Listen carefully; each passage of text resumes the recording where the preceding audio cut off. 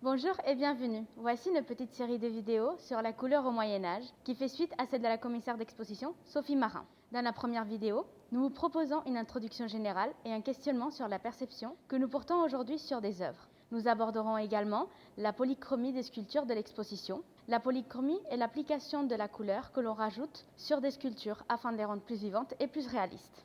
Nous sommes nombreux à imaginer le Moyen-Âge comme une époque sombre, marquée par les guerres et les épidémies. Mais il s'agit là d'un préjugé courant, souvent repris dans les productions audiovisuelles, alors que l'environnement de l'homme médiéval était au contraire très coloré. Les églises étaient peintes, à la cour les princes sont vêtus de vêtements richement chatoyants et ornés. Même les animaux, tels que les chiens, les chevaux et les faucons, sont peints aux couleurs de leur armoirie, de leurs propriétaires. Le regard que nous portons aujourd'hui sur ces œuvres est bien différent de celui qu'on avait au Moyen-Âge. Dans l'exposition Pietà, nous les observons sous une lumière artificielle, adaptée à leur volume et permettant une observation minutieuse. Au Moyen-Âge, dans un cadre religieux, éclairé par des fenêtres et des bougies, leur aspect était tout autre. Peu d'œuvres médiévales ont conservé leur couleur d'origine. Il est difficile de s'imaginer à quoi ressemblaient ces statues lors de leur création. Mais ce qui est sûr, c'est que la couleur faisait entièrement partie de sa création artistique.